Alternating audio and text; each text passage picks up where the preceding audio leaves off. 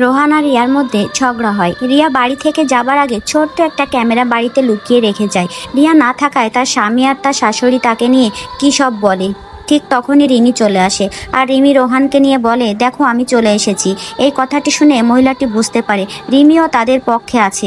এরা তিনজন প্ল্যান করে অন্যদিকে রিয়া দেখতে পেল স্বামী শাশুড়ি আর রিমি মিলে রিয়াকে কিভাবে এই পৃথিবী থেকে সরিয়ে ফেলা যায় সেই প্ল্যান করতেছিল।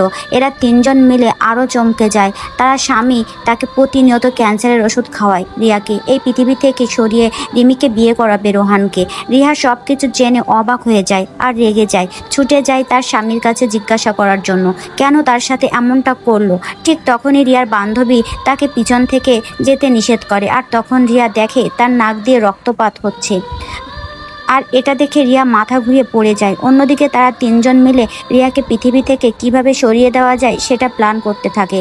আর ঠিক তখনই হঠাৎ করে হসপিটাল থেকে কল আসলো। রোহানকে কল দিয়ে বলা হয় আপনার স্ত্রী আর সন্তানের একটি দুর্ঘটনা হয়েছে। তিনজন হসপিটালে যায় আর ডাক্তার বলে যে কোনো একজনকে বাঁচানো যাবে। ঠিক তখনই রোহানের মা বলে সন্তানকে বাঁচাও, কারণ আমার নাতি আমাদের বংশধর আর আমাদের বংশধরের উপরে আমরা সবাই নির্ভর করি। রোহান বলে হ্যাঁ, বাচ্চাটাকেই বাঁচাও, আমার ছেলেটাকে বাঁচাও। 1 ঘন্টা পর রিয়া তার জামার মধ্যে কাপড় ঢোকার কারণ তার সন্তান যে মারা গেছে সেটা সবার কাছে গোপন রাখতে প্রতিশোধ নেওয়ার জন্য রিয়া মিথ্যা অভিনয় করার সিদ্ধান্ত নিল এবং তার অস্থি কাউকে দিয়ে পাঠিয়ে দেওয়ার সিদ্ধান্ত নিল এবং নার্সের হাতে দিয়ে বলল এটা রোহানদের বাসায় পাঠিয়ে দিবে। ওরা যেদিন বড়দিন উদযাপন করবে তাদের জন্য বড় একটি উপহার প্রস্তুত করব। পরের দিন যখন নাতি হবার উপলক্ষে বাসায় অনুষ্ঠানের আয়োজন করা হলো, আত্মীয় স্বজন এসেছিল নাতিকে দেখার জন্য। আর ঠিক তখনই রোহানের নামে একটি পার্সেল আসে। এই জিনিসটা এত ভারী কেন? রিয়া নামটি দেখেই যখন রোহান পার্সেলটি খুলতে গেল তখনই তার মা বলে মৃত মানুষের জিনিস দেখতে নেই, শুভ দিনে এটা অশুভ লক্ষণ। তাই পার্সেলটি রেখে ডাক্তারকে কল দেয় বাচ্চাটির খবর নেওয়ার জন্য।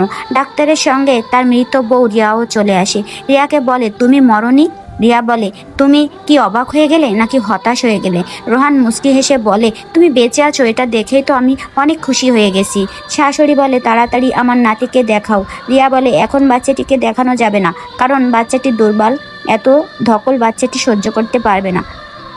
অনুষ্ঠান শুরু হলেই দেখাবো। পাশ থেকে একটি মহিলা বলে এত যে বাচ্চাটিকে ঢেকে রেখেছ, বাচ্চাটি মনে হয় মেয়ে, ছেলে না। শাশুড়ি মনে মনে ভাবে মেয়ে হলে কর্তা হওয়ার সুযোগ আমাদের হাত থেকে চলে যাবে। শাশুড়ি বলে আমার ছেলে কি করে মেয়ে জন্ম দিতে পারে?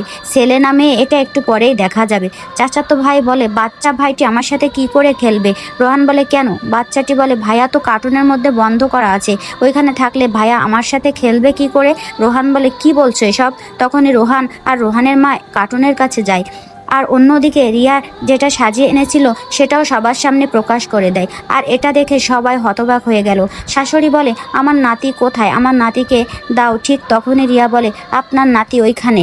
আর রোহান আর তার মা ছুটে যায় কার্টুনের কাছে। বাচ্চাটিকে দেখার জন্য রোহান আর তার মা গিয়ে কার্টুনটি খুলে দেখে তার বাচ্চার শেষকৃত্য রয়েছে।